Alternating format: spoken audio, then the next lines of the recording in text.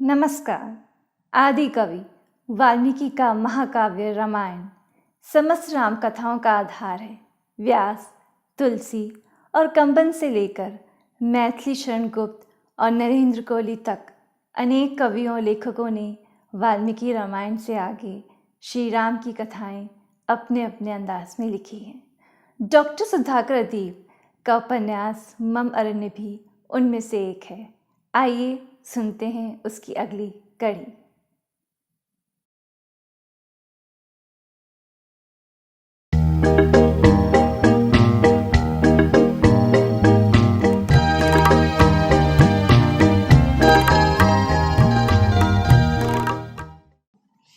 नमस्कार।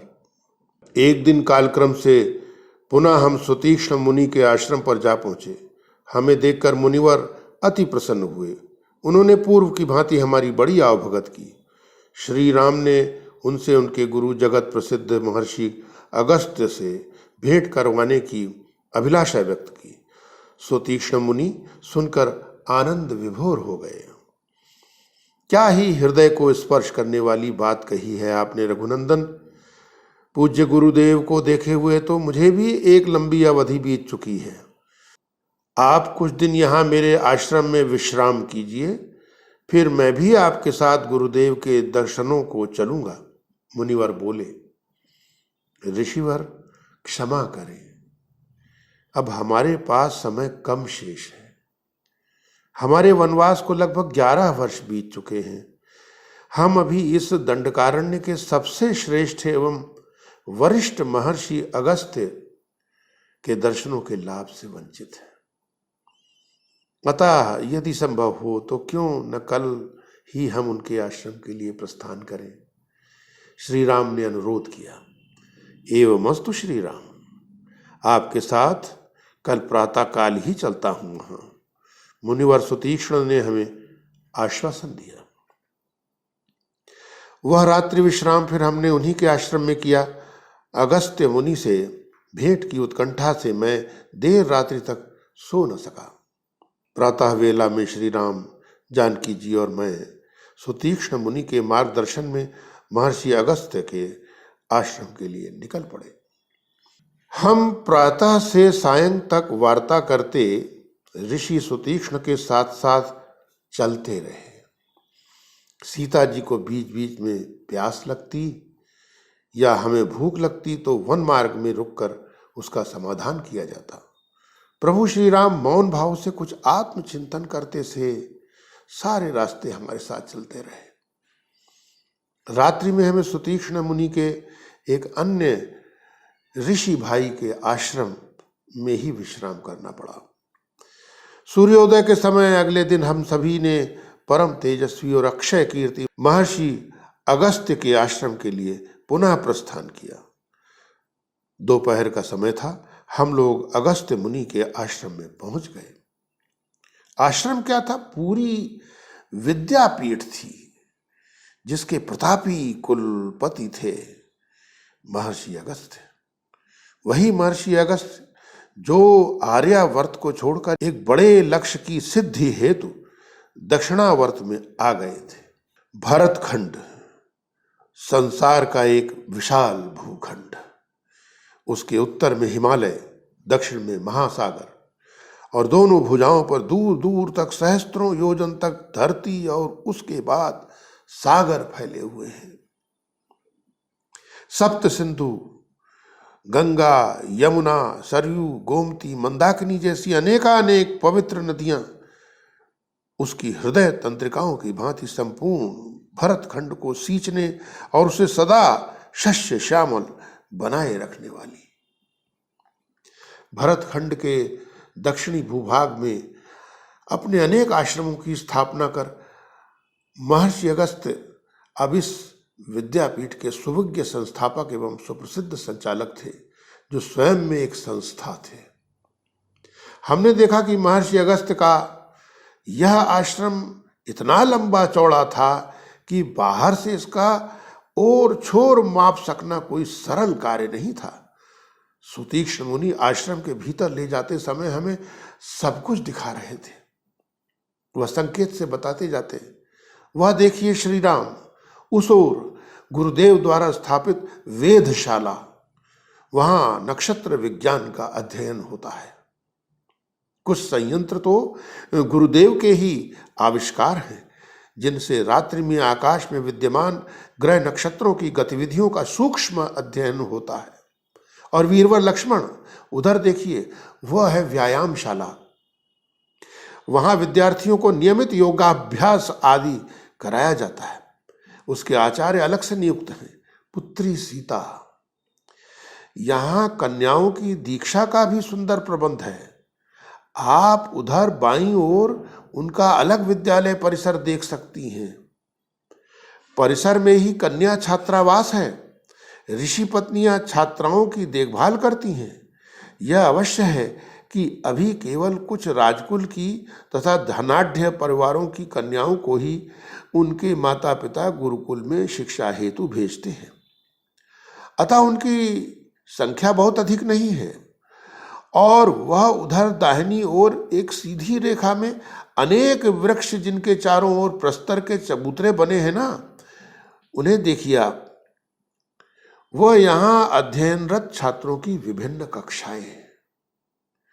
खुले आकाश के नीचे उन वृक्षों की छाया में ही विभिन्न आचार्य छात्रों को वेदाध्ययन के साथ साथ विज्ञान, गणित, समाज शिक्षा, राजनीति, पर्यावरण, ज्योतिष आदि अनेक विषयों का ज्ञान प्राप्त कराते हैं।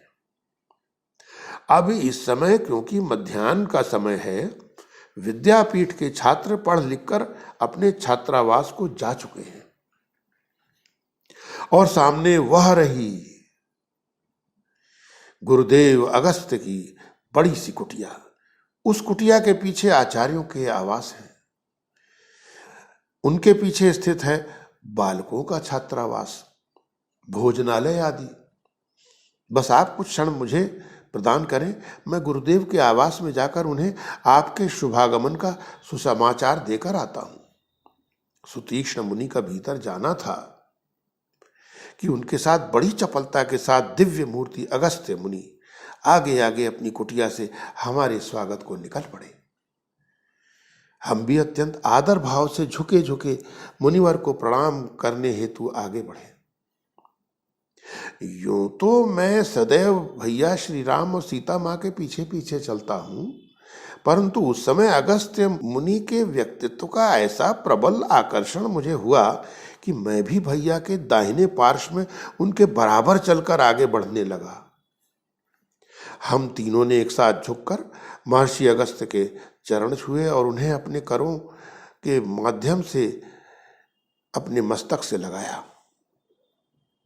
अब हमारे सामने थे महर्षि अगस्त्य। कल्याण हो, सदा सुखी रहो, प्रसन्न वदन हमें आशीर्वाद देते महर्षि के सामने आनंदित खड़े थे हम तीन मूर्ति। बीच में श्री राम, उनके वाम भाग में विराजमान मां सीता और श्री राम के दाहिनी पार्श्व में खड़ा हुआ मैं लक्ष्मण। लोपा, अगस्त्य मुनि ने पीछे मुड़कर ऊंचे स्वर में पुकारा, शीघ्रता करो, हमारे द्वार पर अत्यंत विशिष्ट अतिथि पधारे हैं। और हमारे देखते देखते कुटिया के द्वार से एक लंबी सी गौर वर्ण की कांतिमान प्रौढ़ महिला बाहर निकली। ऋषि पत्नी की भांति नहीं, बल्कि सुघड़ गृहस्थों के परिवारों की महिलाओं के से सुंदर एवं सामान्य परिधान में, मुख पर एक शालीन मुस्कान, हाथों में एक दीपक युक्त थाल लिए आते ही बोली, मैं महर्षि अगस्त्य की जीवन संगनी लोपा मुद्रा हूं।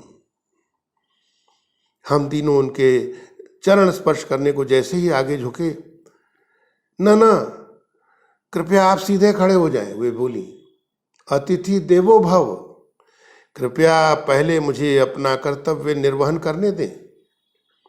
इसके पश्चात देवी लोपा मुद्रा ने सर्वप्रथम जानकी जी के मस्तक पर चंदन कुमकुम का टीका लगाया, फिर राम जी और अंत में मुझे भी वैसा ही टीका लगाया। फिर उन्होंने हम तीनों की उसी थाल से आरती उतारी। आइए दशरथ नंदन राम, अपने अनुज लक्ष्मण और भार्या सीता जी के साथ मेरे निवास में पधारिए, महर्षि अगस्त्य ने कहा। इस पर लोपा अपने पति को कृत्रिम रोषपूर्ण भंगिमा दिखाकर बोली, क्यों ऋषिवर, आप यह क्यों नहीं कहते कि आओ जनक नंदिनी सीता, अपने पति राम और देवर लक्ष्मण के साथ पधारो। हम तीनों जाकर अगस्त्य मुनि की वृहत कुटिया के स्वागत कक्ष में नीचे बिछे आसनों पर बैठ गए। अगस्त्य मुनि अपनी एक काष्ठ निर्मित बड़ी सी मचिया पर सुखासन में बैठ गए। उनके निकट भूमि पर उनके शिष्य सुतीक्ष्ण जी भी बैठे। ऋषि पत्नी लोपामुद्रा कदाचित अतिथि सत्कार का प्रबंध करने आवास के भीतरी भाग में चली गई। देख रहे हो राम, यही है देवी लोपामुद्रा। तुमने इनकी कीर्ति तो सुनी होगी। जी महर्षि, संपूर्ण आर्यावर्त विदुषी लोपामुद्रा जी के विशद ज्ञान और ब्रह्म विद्या का लोहा मानता है। सुना है माता शास्त्रार्थ में बड़े बड़े ऋषि मुनि ज्ञानियों को भी परास्त करने की सामर्थ्य रखती है। हाँ अरे राम, सही कहा तुमने। एक बात और जिससे मैं स्वयं लोपा से भयग्रस्त रहता हूं, कहकर अगस्त्य मुनि अनायास हंसने लगे। स्त्रियों के समान अधिकार की मुखर वक्ता है वह। पुरुष प्रधान समाज को आज के युग में निर्भीकता से लोपा ही अकेले दम चुनौती देती हैं। हमारी इस विद्यापीठ में बालिका शिक्षा और बालिका छात्रावास का शुभारंभ इन्होंने ही किया है और इस प्रकार स्त्री शिक्षा निकेतन की वह प्रथम प्राचार्य है। राम भैया ऋषिवर की बातों को सुनकर शांत भाव से मुस्कुराते रहे और तब सीता जी की मुख मुद्रा पर मैंने एक विशेष तेज देखा। मैंने सोचा कि वास्तव में आर्या लोपामुद्रा कितनी प्रगतिशील स्त्री हैं। वास्तव में ऐसे ही नर नारी सामाजिक क्रांति के सूत्रधार बन सकते हैं। उसके बाद महर्षि अगस्त्य और माता लोपामुद्रा ने हमारी बड़ी आवभगत की। अपने हाथों से हमें जल और आहार दिया। सीता जी के प्रति लोपामुद्रा जी का स्नेह तो देखते ही बनता था। ऋषिवर ने निकट के कक्ष में भैया भाभी के विश्राम का प्रबंध किया और एक अन्य कक्ष में उन्होंने मेरे लेटने का प्रबंध किया। ऋषिवर स्वयं मुझे मेरी कुटी कक्ष तक छोड़ने आए। बोले, लक्ष्मण, आपके लिए थोड़ा विश्राम आवश्यक है। संध्या वंदन के पश्चात विस्तार से चर्चा होगी। सायंकाल में आश्रम में घूमने निकल पड़ा। विशाल परिसर, एक मुनि शिष्य मेरे साथ थे। मार्ग में वेद पाठी विद्यार्थी और आश्रमवासी आ जा रहे थे। एक स्थान पर मैंने एक लौह अर्गलाओं से युक्त एक बहुत बड़ा भंडार गृहसा देखा। साथ के मुनि शिष्य से पूछा, यह विशाल भवन कैसा? उसने बताया कि यह हमारे पूज्य महर्षि का शस्त्रागार है। शस्त्रागार और यहां? जी आर्य, उस ऋषि का उत्तर था। गुरुदेव की विद्यापीठ में केवल अस्त्र शस्त्र संचालन की शिक्षा ही नहीं दी जाती, यहाँ विविध प्रकार के परंपरागत और आधुनिक हथियारों का निर्माण भी होता है। धनुष, बाण, शूल, मुष्टि, परिधि, तलवार, गदा, आग्नेयास्त्र, प्रक्षेपास्त्र, शतघ्नि इत्यादि नाना प्रकार के मारक अस्त्र यहाँ बनाए और ढाले जाते हैं। राक्षसों से निपटने के लिए आर्य अनार्य सभी को यहाँ से अस्त्र शस्त्र क्रय करने की छूट है। मुझे अब अगस्त्य मुनि की दूरदृष्टि और वृहत कार्य योजनाओं का कुछ कुछ भान होने लगा। जब मैं घूम फिरकर वापस लौटा तो अगस्त्य मुनि की ओर जाने लगा। मुनिवर राम भैया से वार्तालाप कर रहे थे। तभी माता लोपामुद्रा की आवाज मुझे सुनाई दी। मुड़कर देखा तो निकट की उपत्यका में वह सीता जी के साथ घुल मिलकर वार्तालाप कर रही थी। मुझे देखते ही दूर से बोली, वत्स लक्ष्मण, इधर आओ। उधर ऋषिवर की नीरस ब्रह्म चर्चा में क्या रखा है? मैं उनके आदेश को टाल न सका। मन में थोड़ी जिज्ञासा भी थी। एक तो अगस्त्य जी की धर्मपत्नी, ऊपर से स्वयं एक अत्यंत प्रसिद्ध नाम। उन्हें देखने समझने का यह एक अवसर था मेरे लिए। मैं समीप गया। माता लोपामुद्रा और माँ सीता दोनों घास पर बैठी थी। प्रिय लक्ष्मण, जानते हो तुम दोनों भाइयों में क्या साम्य है? क्या माते? मैंने झिझकते हुए पूछा। पहले यहां बैठो। लोपामुद्रा ने एक करतल से धरती को थपथपाया। मैं कुछ दूर पर संकोच के साथ वीरासन में बैठ गया। वह बोली, देवों की भांति मुखाकृति है तुम दोनों की, यक्षों की भांति कमनीय देह और गंधर्वों की भांति मोहक स्वर, फिर भी चाल ढाल एकदम मनुष्यों जैसी। अरे माते, किसके सामने कह रही हैं आप यह सब? भाभी माँ सीता बोली, मेरा देवर बहुत संकोची है, यह अपनी प्रशंसा भी नहीं सुन सकता। मुझे वास्तव में बड़ी झेप लगी उस समय। भले ही लोपामुद्रा मातृतुल्य थी, पर थी तो एक स्त्री ही, और हमारा परिचय भी अभी कुछ ही घड़ी पहले का था। परंतु लोपा कोई साधारण स्त्री तो थी नहीं। एक अध्ययन, मनन और जीवन अनुभवों में तपी तपाई भद्र महिला थी वो, खुले हुए आधुनिकता युक्त विचारों से संपन्न। मेरे मन की दुविधा और सीता जी के वक्तव्य का आशय समझ गई। फिर बोली, क्यों? क्या एक स्त्री को पुरुषों के रूप की प्रशंसा का अधिकार नहीं है? केवल पुरुष ही कामनियों के नक्श का वर्णन करने के लिए अर्ह हैं। मैं उठकर खड़ा हो गया। लोपामुद्रा हंसी। अरे लक्ष्मण, अरे मैं तो परिहास कर रही थी, परंतु तुम यह अवश्य सोचना कि इस भेंट सत्र में मैंने क्या अनुचित कहा। जी प्रणाम, अब मैं ऋषिवर की ओर जा रहा हूं, कहकर मैं जाने को मुड़ा। सुनो वीरवर सौमित्र, लोपा जी पुनः बोली। दोनों भाइयों में साम्य की बात तो सुन ली, परंतु एक अंतर भी है तुम दोनों में।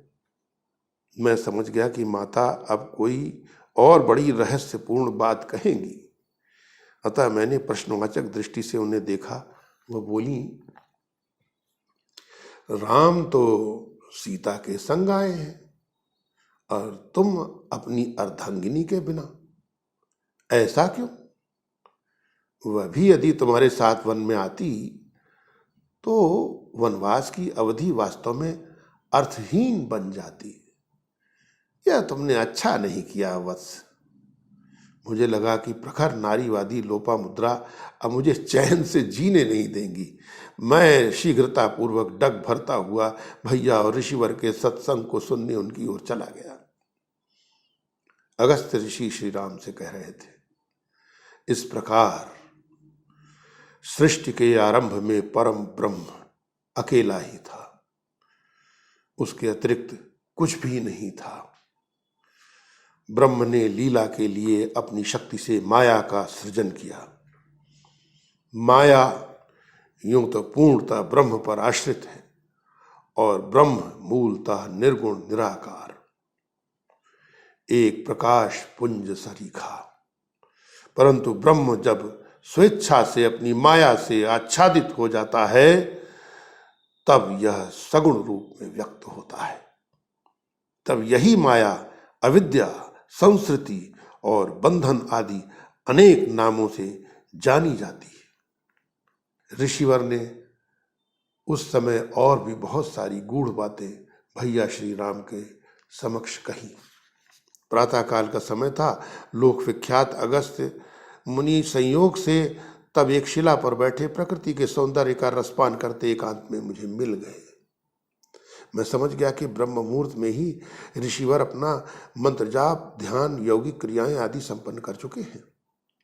मैंने उनके निकट पहुंचकर प्रणाम निवेदन किया, फिर एक बालक की भांति उनके चरणों में बैठ गया। ऋषिवर बोले, चिरंजीवी भव सौमित्र। अरे यहाँ भूमि पर क्यों बैठ रहे हो? आओ मेरे निकट बैठो। नहीं पूज्यवर, मैं यहीं ठीक हूं, मैंने कहा। यह हरी धूप का बिछौना धरती माँ ने दे रखा है, यहाँ बड़ा सुखकर है यह। महर्षि अगस्त ने विहस करता पूछा, कहो, रात्रि कुटिया में निद्रा भली भांति तो आई ना? जी ऋषिवर, बहुत दिव्य। आखिर आपका आश्रम जो है यह सब कुछ अत्यंत दिव्य है। यहाँ सो तो है कदाचित, यह भी हो सकता है बस कि तुम मेरा मन रखने को यह सब कह रहे हो। अगस्त ऋषि किंचित कौतुक के साथ बोले।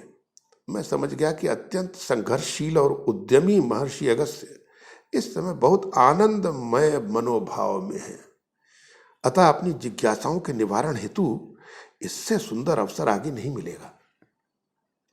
मैं चहककर बालकों की भांति पुनः उन महामना से बोला, आपसे एक बात पूछूं?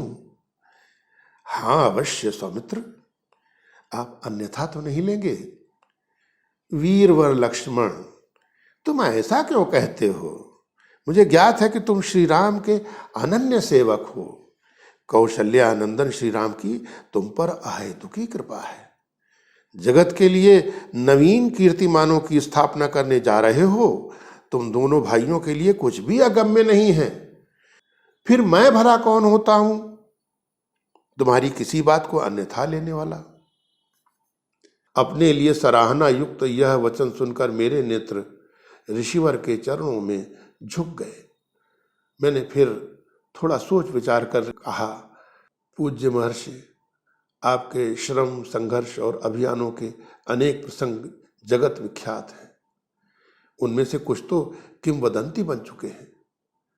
जैसे, ऋषि बोले, जैसे कि विंध्याचल पर्वत का वह प्रसंग कि एक बार आप उत्तर से दक्षिण की ओर जा रहे थे तो आपने देखा कि विंध्याचल पर्वत को अभिमान हो गया है और उसने सूर्य का मार्ग रोकने के लिए अपना कद ऊंचा करना शुरू कर दिया। आपने जब उसे डपटा तो उसने त्रुटिवश आपको न पहचान कर आपके सामने ऊंचा और ऊंचा उठने की धृष्टता की। साथ ही आपका परिचय भी पूछा। जब आपने अपना परिचय दिया तो आपके लोक विश्रुत महान तप से विज्ञ होने के कारण विंध्याचल थर थर कांपने लगा और त्राहिमाम कहकर झुककर उसने आपको दंडवत किया। मैं यह कहते हुए अगस्त्य मुनि के प्रभा मंडल को निहारने लगा और तेजस्वी ऋषि हंसे। फिर हमने यह भी सुना है कि आपने अपने कमंडलू से उस पर जल छिड़का और मंत्रोच्चार करते हुए उसे आदेश दिया कि हे विंध्याचल, मैं दक्षिण दिशा की ओर जा रहा हूं, लौटकर जब तक ना आऊं इसी तरह यहां अचल एवं झुका हुआ पड़ा रहे। यह कहकर आप अपनी चरण पादुका सहित उस पर चलकर उस अभिमानी पर्वत का दर्प दमन कर इस दक्षिण के वन्य प्रदेश में आ गए हैं और तब से उत्तरी आर्यावर्त की ओर कभी नहीं लौटे। तो फिर मैं क्या बताऊं ऋषि श्रेष्ठ? इस बात का रहस्य तो आप ही जानते होंगे। किंवदंती यहां तक है कि तब से आपने उत्तर दिशा में न लौटने की शपथ ले रखी है और उधर वह निरीह विंध्याचल पर्वत पठार की तरह झुका झुका आज भी कराह रहा है। यह सुनकर अगस्त्य मुनि बड़े जोर से ठहाका मारकर हंसे। यह देखकर पहले तो मैं एकाएक सहमा, फिर मुझे भी हंसी आ गई। मैं भी ऋषिवर के साथ खुलकर हंसने लगा। यदि कोई उस अवस्था में हमें देख लेता तो वह भी अपने पेट में तरंगों का अनुभव किए बिना न रहता। ओ सौमित्र, आज तो बड़ी पुरानी बात याद दिला दी तुमने। वह क्या है कि हम ऋषि मुनियों की तपस्या और विशुद्ध सात्विक जीवन से लोग इतने प्रभावित होते हैं कि प्रायः वे हमसे मन ही मन आतंकित भी रहने लगते हैं। हमारे बारे में जरा सा कुछ सुन लेंगे तो हमसे पूछने के बजाय स्वयं ही उसमें कुछ उल्टा सीधा जोड़कर उसे नाना प्रकार से प्रचारित करने लगेंगे। परंतु आप कोई साधारण तपस्वी अथवा साधु थोड़े ही हैं मुनिवर। आपके पुण्य प्रताप को इस संसार में कौन नहीं जानता। आपके कार्यों को दृष्टांत मानकर जनसाधारण उनका शतांश ही सही अनुकरण करने की चेष्टा करते हैं। अच्छा भाई, तो तुमने वह महासागर खारा क्यों, वो वाली किंवदंती भी सुनी होगी। मैंने सुनी तो थी, परंतु अगस्त मुनि को वह बताना उचित न समझा। यह सोचकर कि कहीं मेरे मुख से इसकी चर्चा सुनने से उनके अच्छे भले मुख का स्वाद तिक्तता में न बदल जाए, बस इतना ही कहा, वह किंवदंती क्या है मुनिवर, कृपया मुझे बताने का अनुग्रह करें। अगस्त मुनि पर जैसे पुनः हंसी का एक दौरा सा पड़ा। कुछ देर बाद सहज होने पर उन्होंने बताया, लोग यह भी उड़ाते फिरते हैं कि मैं बड़े क्रोधी स्वभाव का हूं, दुर्वासा से भी अधिक जिद्दी तो इतने कि अपने आगे पर्वत सागर आकाश पाताल किसी को भी नहीं गिनता। जनश्रुति यह प्रचलित हो चली है कि एक बार मैंने दक्षिण में जाकर दक्षिणावर्त का पद पखारने वाले महासागर को देखा। तभी वहां एक छोटी सी टिटहिरी उपस्थित हुई और उसने रोते हुए मुझको बताया कि उसने सागर तट पर कुछ अंडे दिए हुए थे, जिन्हें वह सागर अपनी लहरों के द्वारा बहा ले गया है। अब वह उस सागर से अपने अंडे मांग रही है, परंतु वह उसकी बात मान नहीं रहा है। इस पर मैंने उस टिटहिरी की प्रार्थना पर महासागर से उस पक्षी के अंडे लौटाने को कहा, परंतु महासागर नहीं माना। कहते हैं तब मैंने अपनी मंत्र शक्ति से संपूर्ण महासागर को ही अपने कमंडलू में भरकर पी लिया। तब मेरे मुख से निकला, मैंने बड़े प्रयत्नों से अपनी हंसी को दबाया। कहते हैं कि सागर के मेरे द्वारा इस प्रकार उदरस्थ करते ही समस्त धरती पर हाहाकार मच गया, सृष्टि कांप उठी। तब देवताओं ने मुझसे हाथ जोड़कर प्रार्थना की, इस प्रकार तो सृष्टि में असंतुलन हो जाएगा, असमय प्रलय आ जाएगी, अतः आप कृपया महासागर को मुक्त कर दीजिए। फिर क्या हुआ ऋषिवर, हंसी मेरे अब रोकने से न रुकने वाली थी। वह क्या कहते हैं यह मूढ़ मनुष्य कि मैंने अपने शिश्न से मूत्र विसर्जित कर तब महासागर को इस धरती पर अवमुक्त कर दिया। जानते हो लक्ष्मण, सुसरे आगे यह भी जोड़ते हैं कि अगस्त मुनि के मूत्र के रूप में पुनः प्रकट होने के कारण महासागर लवण युक्त होकर खारा हो गया है। अगस्त ऋषि का हंसी का विस्फोट इस बार दुगना तीव्र था और मैं भी उनके साथ खुलकर हंस रहा था। अभी आपने पुस्तक मंच के इस वीडियो को देखा और सुना। यदि ये आपको पसंद आया हो तो कृपया इसे लाइक करें, शेयर करें एवं हमारे चैनल को सब्सक्राइब करें। और हाँ, हमारी नई प्रस्तुतियों की नियमित जानकारी के लिए कृपया बेल आइकन ज़रूर दबाएं। फिर मिलेंगे। धन्यवाद।